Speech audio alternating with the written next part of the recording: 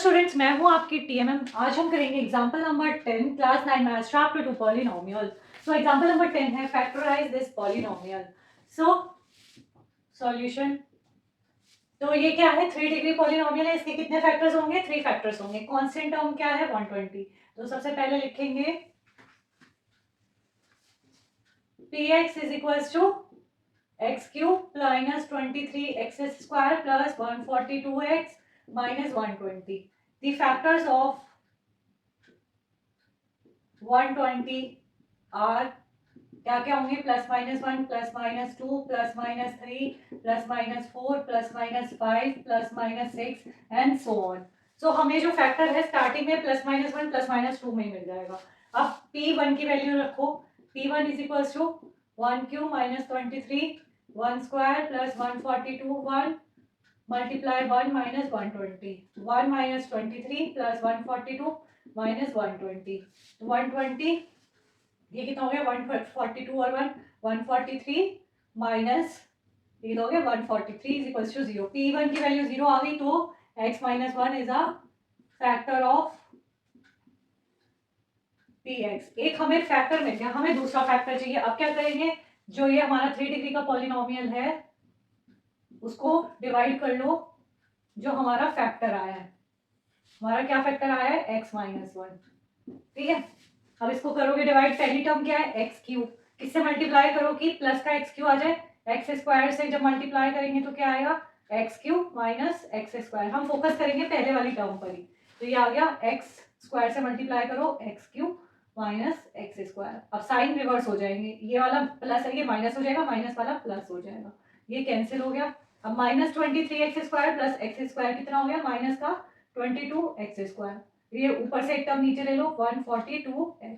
अब हमें चाहिए माइनस 22x स्क्वायर। यहाँ पे माइनस है तो सबसे पहले माइनस ले लो। अब 22 है तो 22 ले लो। अब यहाँ पे क्या है? एक्स स्क्वायर है, यहाँ पे एक एक्स है तो एक एक्स और ले लो, एक्स स्क्वायर हो जाएगा।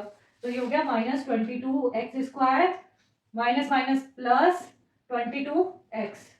साइन चेंज कर लो, माइनस है पॉजिटिव, माइनस ये माइनस का ये पॉजिटिव का कैंसिल। अब ये देखो 142x माइनस 22x कितना हो गया? 2 में से 2 गए 0, 4 में से 2 गए 2, 120x माइनस ये उतार लो यहाँ से, ऊपर से ये ले लो माइनस 120। अब किससे मल्टीप्लाई करें कि हमें 120 प्लस का 120 मिल जाए? तो प्लस 120x और x चाहिए, यहाँ पे क्या ऑलरेडी x है तो हमने ले लिया प्लस 120। तो ये कितना हो जाएगा? 120x minus 120। ये हो गया माइनस ये प्लस, ये कैंसिल हो गया, ये हो गया रिमाइंडर 0 आ गया। क्वेश्चन क्या आ गया हमारा? px is equals to x minus 1 x square minus 22x plus 120। ठीक है, ये हमारा रफ वर्क में जाएगा, इसको रफ कर देते हैं।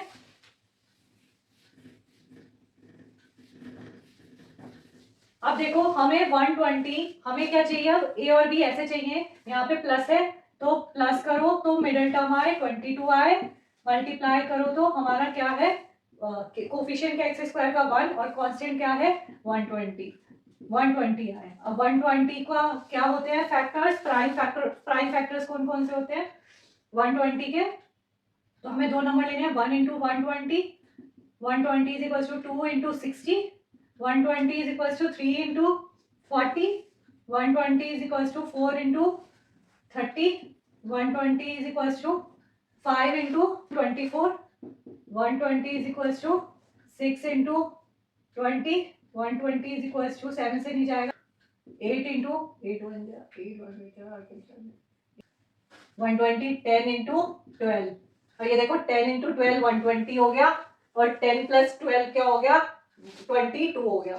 10 प्लस 12 22। तो अब इसको कैसे लिख लेंगे? x minus 1 x square, middle term को स्प्लिट कर दो, 10 plus 12 x plus 120, x minus 1 x square minus expand कर लो 12x प्लस 120, x माइनस 1 दोनों दो टर्म्स में डिवाइड कर लो, दो पार्ट्स में कॉमन ले लो इन दोनों में से x माइनस 10, इन दोनों में क्या कॉमन है? 12।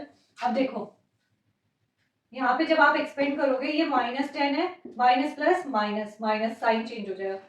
अब इसमें से कॉमन लोगे x माइनस 10। अब आपको x माइनस 10 बनाना है। अब आप इसमें से क्या कॉमन लोगे कि x माइनस 10 आ जाए तो आप लोगे -12।